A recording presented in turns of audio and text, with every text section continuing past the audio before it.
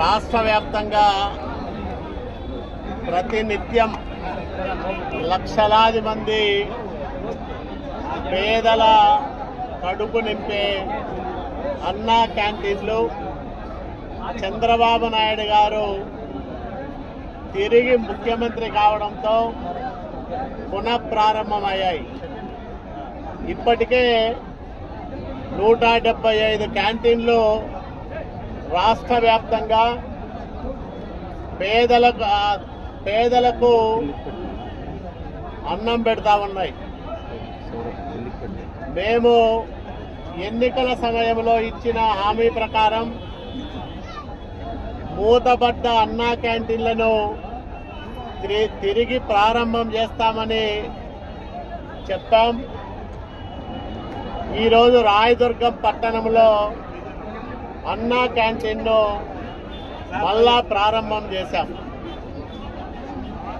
మొదటి విడతలో 100, తర్వాత 75, రాష్ట్ర వ్యాప్తంగా 175 అన్నా క్యాంటీన్లు ప్రారంభమయ్యాయి.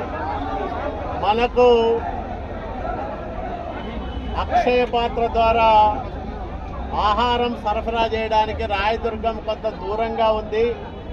కళ్యాణదుర్గం ప్రారంభమైన తర్వాత 2 ఒకేసారి ప్రారంభం చేస్తామని చెప్పినప్పటికీ రాయదుర్గంలో పేద ప్రజలకు పట్టెడన్నం పెట్టే అన్నా క్యాంటీన్ సాధ్యమైనంత త్వరగా ప్రారంభం చేయాలనే ఉద్దేశంతో రాష్ట్ర పురపాలక శాఖ మంత్రి నారాయణ గారికి, CDMA హరినారాయణ గారికి విజ్ఞప్తి చేసి ప్రత్యేక చొరవ తీసుకొని ఈరోజు రాయదుర్గంలో అన్నా క్యాంటీన్ను ప్రారంభం చేస్తూ ఉన్నాం. ఇది వైసీపీ నాయకులకు ఒక కనువిప్పు కావాలి. 5 సంవత్సరాలు పేదవాడికి అన్నం పెట్టే అన్నా క్యాంటీన్లను మూసివేసి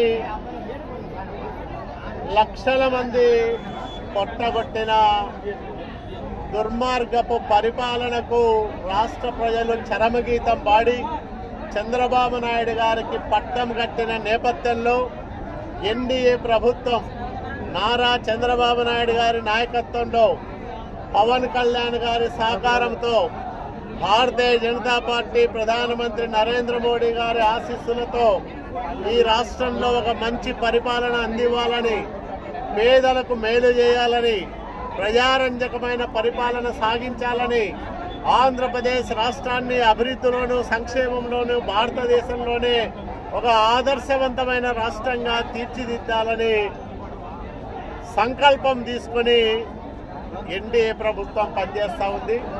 దాని కారణంగానే 100 రోజుల పాలనలో అనేకమైన మంచి పనులు జరిగాయి. పెన్షన్ పెరిగింది, హింస లేనే లేదు, ప్రజలందరికీ స్వాతంత్రం వచ్చింది, ఉద్యోగులకు సకాలంలో జీతాలు పడతా ఉన్నాయి, పెన్షన్దారులకు సకాలంలో పెన్షన్ అందుతూ ఉంది.